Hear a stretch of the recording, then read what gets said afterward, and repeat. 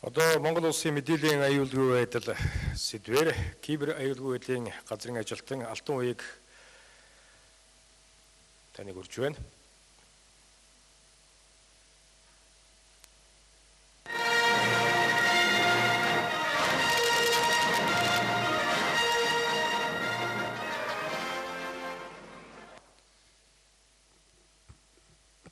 За энэ хүрэлцэн ирсэн та бүгдийн энэ өдрийн төмөн амар амгалан айлтгая. За ерөнхийдөө эхний илтгэлүүд яг миний өмнөх илтгэлээс бусад илтгэлүүд бол ерөнхийдөө мэдээлэл харилцаа холбооны чиглэлээр хэрэгжүүлж байгаа арга хэмжээ.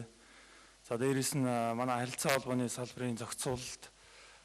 За тэгээ интернетийн Монголын Монгол улсын маань интернетийн хэрэглээ, дээрээс нь интернет дэх оюуны өмчийн асуудлууд байсан. Одоо бол миний өмнөх илтгэлээс эхлээд ер нь энэ аюулгүй байдал, кибер аюулгүй байдал, мэдээллийн аюулгүй байдлын илтгэлүүд ерөнхийдөө явах юм байна. За тэгэхээр дараагийнх нь гаргач. 2011 онд нэг засгийн газрын тогтоол гарсан юм а. Тэр тогтоолын ерөнхийдөө агуулга нь бол төрийн мэдээллийн аюулгүй байдлыг хангах арга хэмжээний тухай гэдэг. Гол зорилго нь бол одоо энэ байгаа төрийн холбооны газрыг кибер аюулгүй байдлын газар болгон өөрчлөөд ерөнхийдөө энэ төрийн байгууллагуудын мэдээллийн аюулгүй байдлыг хангах чиглэлээр энэ байгууллагыг төлхөө ажилуулъя гэдэг тийм чиглэл гарсан. За яг энэ чиглэлийн дагуу төрийн холбооны газар кибер аюулгүй байдлын газар гэдэг нэртэй болоод за дотооддоо бол бас тодорхой хэмжээний тийм зохион байгуулалтын ажил хийгдээд одоогоор бол ерөнхийдөө нэг ийм үндсэн 5 чиглэлээр одоо ингээд ажил хийж байгаа. За яг одоо энэ байгууллагын байгууллага яг түүний хэрэгжүүлэх үйл ажиллагааны эрхцэн орчин бол яг тийм хараахан тодорхой болоог байгаа. Гэхдээ бол бид нэр бол тодорхой ажлуудыг хийж байгаа. За хамгийн эхлээд бол бодлого төлөлт гэдэг. За ерөнхийдөө бодлого төлөлтийн чиглэлээр бол төрийн байгууллагууд руу чиглэсэн ямар ажлууд хийж байгаа нэхээр за өнгөрсөн онд гэхэд нэг 20 төрийн байгууллагын мэдээллийн аюулгүй байдлын бодлого журмыг боловсруулж бодлуулах ажилд тодорхой хэмжээнд хамтран ажиллалаа. Ерөнхийдөө нэг яам агентлагууд байж байгаа. За дээрээс нь манай газар дээр бол төрийн байгууллагуудад ашиглах тийм жишг бодлогын баримт бичиг гарсан байж байгаа. За дээрээс нь хамгийн гол асуудал нь бидний олон жил ярьж байгаа нөгөө хууль байгаа. Мэдээллийн аюулгүй байдлын хууль гэдэг айл 2002 оноос эхлээд явсан мэдээллийн технологи шууд харилцаалууны газарч бас энэ хуулийн төсөл боловсруулжсэн. За ийм хуулийн төсөл дээр бас л өнгөрсөн онд ажиллаа. За одоо ерөнхийдөө бас нэг удахгүй ингээд хууль маань батлагчих байхаа гэж найдаж байна. За дараагийнх нь хяналт үнэлгээ гэдэг энийг дараа нь дэлгэрүүлж ярих учраас төр орхичээ. За сургалт мэдээлэл гэдэг ерөнхийдөө сургалт мэдээллийн чиглэлээр бол за өнгөрсөн оноос эхлээд бол төрийн байгууллагууд руу кибер халдлага аюул занлаа тэрнээс хэрхэн сэргийлэх талаар ерөнхийдөө тийм мэдээлэл information sharing гэж ярьдаг тийм мэдээлэл дамжуулах чиглэлээр ажиллаж эхэлсэн. За дээрээс нь энэ өөрсдийнхөө вебсайт энэ нээлттэй сувгуудаар дамжуулаад энэ ер нь энэ сүүлийн үед яваад байгаа энэ ямар аюул занал байна, ямар асуудлууд байна. За тэрнээс ер нь яаж сэргийлэх үү гэдэг талаар бол бас тодорхой тийм мэдээлэл бол өгж ажиллаж байна. За дараагийнх нь авч.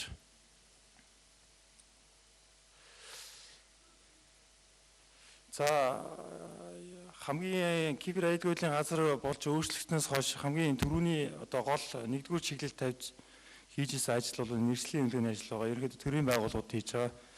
За ер нь жил хүртээ бол нэг бие даагаад нэг 20-од төрийн байгууллагад за дээрээс нь мэдээллийн технологи шууд харилцаалууны газар үндэсний дата төвтэйгээ хамтраад бас нэг арай өөр байдлаар бас энэ төрийн байгууллагуудтайгаа эрсдлийн үнэлгээ хийгээд явж байна. Тэгээ тодорхой стандартууд барьж байгаа. Эрсдлийн нь бол тодорхой түвшинд үнэлж ингэж гаргаж байгаа. За дараагийнх нь. Тэгээ ерөнхийдөө яг нэг иймэрхүү асуудлууд байгаамаа. Хууль байхгүй төрийн байгууллага маань ерөнхийдөө яг аюулгүй байдлыг хангах чиглэлээр ямар үүрэг хүлээсэн байх юм гэдэг тэр юм нь бодлого нь тэр хууль нь ингээд байхгүй учраас байгууллагууд маань ингээд тодорхой түвшинд ингээд анхаарч өгөхгүй ингээд ажил хийж өгөхгүй ингээд орхиод байгаа тал байгаа. Энэ бол бас нэг талаараа ингээд эрсдэл юм аа. Яг удирдлага зохион байгуулалтын талаас. За дээрээс нь стандартуудаа бас сайн мөрдөж өгөхгүй ийм асуудлууд байгаа. За хамгийн гол нэг асуудал нь юу гэхээр байгууллага бүр дээр ялангуяа яамдууд дээр тухайн салбарын хэмжээнд одоо тийм томоохон төслүүдийг хэрэгжүүлээд байгаа. Яг одоо тэр байгууллагын тодорхой хэмжээний үйл ажиллагааг яг тийм цахим хэлбэрт шилжүүлэх зорилготой. Тэр одоо төслүүд дээрээ яг энэ аюулгүй байдлын асуудлыг бол нэлээд орхиод байгаа тийм тал байгаа. Ерөнхийдөө ингээд төслөө ингээд баг хийцнийхаа дараа нь ингээд бид нэр тийм одоо энэ юун дээр аюулгүй байдлын шийдэл гаргаж өгөөч, энэ дээр хамтран ажилласаа гэдэг тийм хүсэл санаачлага одоо ирээд байгаа. Тэгээ за дээрээс нь төсөв байхгүй. Яг энэ аюулгүй байдлын чиглэлээр одоо бас тодорхой ажил хийгээд санал гаргахаар ингээд зарим байгууллагууд бол ингээд өөрийнхөө төсөвтөө ороод явуулдаг. Тэгээ цаана нь ингээд бас сангийн яам энэ дээр ойлгож өгөхгүй ингээд тэрийг ингээд хасаа ичдэг. Тиймэрхүү тал ингээд байгаад байгаа. За бас дэвшилттэй талууд бол зөндөө байна. Байгууллагууд бол ерөнхийдөө ингээд гадна дотноос ингээд тийм мэрэгжлийн хүмүүс авчираад тэр тодорхой хугацааны интервалд ингээд ажилтнуудаа мэдээлэл өгдөг, ажилтнуудаа сургадаг тийм асуудлууд бол бас нэлээд сайн явж байна. Дээрээс нь за наадсахын тэр одоо вирусны эсрэг програм ашиглах одоо за зарим байгууллагууд нь ингээд зохицуулт хийгээд аюулгүй байдлыг хариуцсан тийм нэгж алба одоо дээрээс нь бүр ажилтан тийм гаргаад ингээд ажиллаж байгаа тийм талууд бол зөндөө байгаа. За дараах. За төрийн мэдээллийн сүлж түрүүний ярьсан дээр 2011 оны засгийн газрын тогтоол дээр төрийн албаны газрыг кибер аюулгүй байдлын газар болгон өөрчлөх гэдгээс өөр бас нэг тийм чиглэл бол гарцсан байсан. Энэ чиглэл нь юу гэхээр төрийн мэдээллийн ийм нэг сүлжээ байгуулнаа.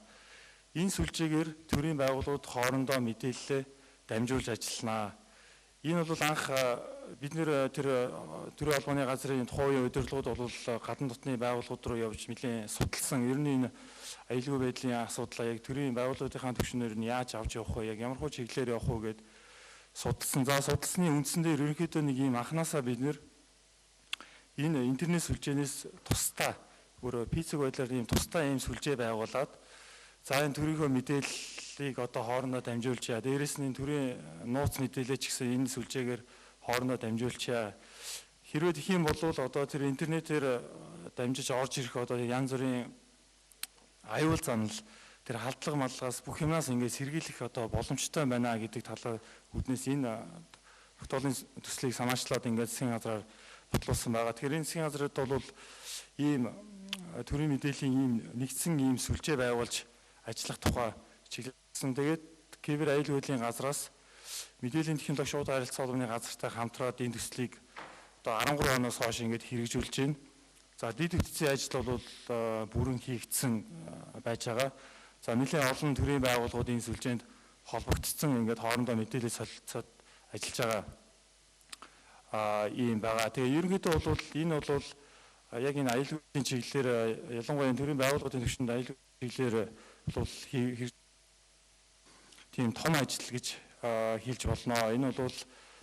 Энэ бол нэг талаараа аюулгүй байдлыг хангаж байгаа, нөгөө талаараа бас энэ төрийн байгууллагуудын үйлчлэгийг одоо цаашаа иргэд байгууллагууд руу хүргэх тийм үндсэн одоо тийм суурь дид үтц болж байгаагаар бас тийм онцлогтой гэдгийг хэлмээр байна. За дараах.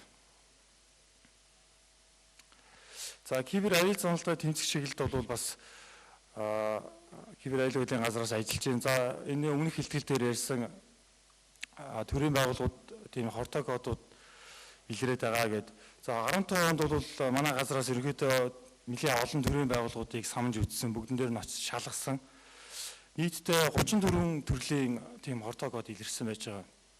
За энэ хортой кодуудын заримаас нь ингээд дуртахад илүү одоо тийм нийтлэг олон тоогоор өдөө илэрснээс нь дуртах юм бол энэ FLAG-X Rounded гэдэг байж байгаа. Ерөнхийдөө бол энэ хортой кодуудын зорилго бол мэдээлэл хулгайлах зорилготой. За ингээд нэлээд олон төрлийн байгууллагууд дээр шалгасан эдгээр ингээд гарч ирсэн. За бид нар бол хортой кодуудын устгаад одоо холбогдох зөвлөмж цаашид ер нь одоо яг энэ чиглэлээр яаж сэргийлж одоо дахиж хортой код өртөхгүй тул яаж ажиллах юм бэ гэдэг тухайн зөвлөмжийг нь бол хөрвүүлсэн байж байгаа. Тэгээ ерөнхийдөө энэ протоколууд бол яг яаж тархаад байна гэхээр энэ дээр хүн би одоо энэ дээр хүн дээр нэмэх нь зарим нэг програмын зураг оруулсан байна л да. Тэгэхээр энэ гол дамжиж байгаа сувг нөгөө нэг бидний ашиглаад байгаа цахим шуудан болчиход байгаа. Тэгэхээр хүн энэ дээр яаж оролцож чинь гэхээр хаанаас ирсэн мэддэхгүй ийм тодорхойгүй цахим шуудан хамаагүй нээж үзээд ялангуяа тэр цахим шууданд одоо хавсрагдсан байгаа тэр хэрэглээний програмын тэр файлыг нээж үзээд ингээд нөгөө хортогоодыг өөрийнхөө компьютер дээр ингээд халдварлуулах тийм боломжийг нь олгоод байгаа маа. Тэгэхээр энэс одоо цааш сэргийлэх тал дээр бол ганцхан яг програмын түвшинд бид нэр арга хэмжээ авахгүй. Энэ хүн дээрээ энэ ажилтнуудаа бас энэ мэдлэг олгоё. Ийм болохгүй, ийм хийж болно, ийм хийж болохгүй гэдэг тэр талаас нь бол бас сайн чиглүүлж өгөхгүй бол бас болохгүй байна гэдэг. Дээрээс нь бас журмын түвшинд зохицуулах бас шаардлага гараад байгаа. За дараагийнх нь. За нөгөө мэдээллийн аюулгүй байдлын хуулийн төсөлгээд нэг юм явуулгаа. Хамгийн сүүлийн вариантэр бол нэг иймэрхүү агуулгатай байгаа. За энийг би товчхон ярихыг хүслээ. Яг тэгэхээр ер нь бол ялангуяа төрийн байгууллагуудын түвшинд ер нь бол улсын хэмжээний Монгол улсын мэдээллийн аюулгүй байдлыг хангах арга хэмжээ ямар хуу чиглэлтэй явах юм бэ гэдэг ерөнхий концепт энэ хуулийн төсөлтөд байгаа учраас би та бүхэнд товчхон танилцуулга хийчихье гэж бодлоо. За ерөнхийдөө бид нэр урд урдны хуулийн төслүүдээс бас ажиллаж ирсэн нэг тал юу гэхээр нэг байгууллага, төрийн нэг байгууллага, тусгаас нэг байгууллага ингээд хамаг ачааг нь үүрээд за нөгөө өөр байгууллагууд руу очиод ингээд хамаг юм хийж өгөөл одоо хамаг ажилт нь аюулгүй байдлын ажилт нь ингээд оролцоод яваад байх тиймэрхүү бас чиглэл байсан. Гэхдээ энд одоо ер нь сүүлд одоо ингээд судлаад үзэхэд бидний ингээд нэлээд удаан хугацаанд судалж бодсны үзнээр бол бид нэр төрийн байгууллагууд ер нь өөрсдөө мэдээллийн аюулгүй байдлыг хангах ёстой байна. Тэр шаардлагатай бүх арга хэмжээг өөрсдөө хийх ёстой байна гэдэг тиймэрхүү чиглэл рүү орсон. За энэ ч хуулийн төсөлтөд ч гэсэн яг энэхүү концепц нь явж байгаа. За яг нэгдсэн тийм нэг тусгай байгууллага байна. Тэр нь бол тодорхой хэмжээнд энэ байгууллагуудынхаа үйл ажиллагаанд хяналт тавиад за нэг тодорхой мэргэжил арга зүйн одоо тусалцаа үзүүлэх байдлаар одоо явах тийм чиглэл бол байгаа. За дээрэс нь мэдээллийн аюулгүй байдлыг хангана гэдэг бол та бидний бүгдийнх нь хамтын ажиллагаанд тулгуурлах ёстой. Энэ төрийн байгууллагын мэдээллийн улсын хэмжээний мэдээллийн аюулгүй байдлыг хангах үйл ажиллагаа бол ганцхан төрийн байгууллагын хийх өөрсдийнх нь үйл ажиллагаа биш. Энэ дээр бол хувийн хвшилтэйгээ бас хамтарч ажиллах. Тэнд байгаа нөөц бололцоо чадамжийг одоо бид нэр бас ашиглах тийм зорилготой байгаа. За энэ чүднээсээ бол яг энэ тал дээр бол бас тодорхой зохицуултууд орсон байгаа. Тодорхой хэмжээний зөвшөөрөл аваад энэ хувийн байгууллагууд бол мэдээллийн аюулгүй байдлын хангах үйл ажиллагаанд оролцох тийм эрхийг нь бол нэгээд өгсөн байж байгаа. За дээрэс нь яг энэ мэдээллийн аюулгүй байдал чинь бас нэг талаараа аюулгүй байдал энэ батлан хамгаалах талын бас талтай бас харилцан уялдаатай байдаг. Тэгэхээр энэ бол манай энэ батлан хамгаалах салбарыг хариуцсан байгууллагууд бол бас тодорхой хэмжээнд тийм тодорхой чадамжтай байх шаардлага байгаа. За одоо энэ хууль байхгүй ч гэсэн өөрсдөө бол тодорхой тийм бүтэц зохион байгуулалтын арга хэмжээ аваад ажиллаж байгаа. За бусад байгууллага иргэн хүртэл одоо энэ мэдээллийн энэ улсынхаа мэдээллийн аюулгүй байдлыг хангах хамгийн наацх нь өөрийнхөө тэр одоо мэдээллийн аюулгүй байдлыг хангаж энэ улсын хэмжээнийхээ аюулгүй байдлыг хангах үйл ажиллагаанд ингэж үүрэг хүлээж оролцсноо гэдэг иймэрхүү чиглэл бол байгаа. За хэрвээ хуулийн төсөл яг хэрвээ энэ концепцээр батлагдах юм бол ерөнхийдөө бидний чиглэл бол нэг иймэрхүү байдлаар явна гэж ойлгож болно. За анхаарал тавьсан баярлалаа.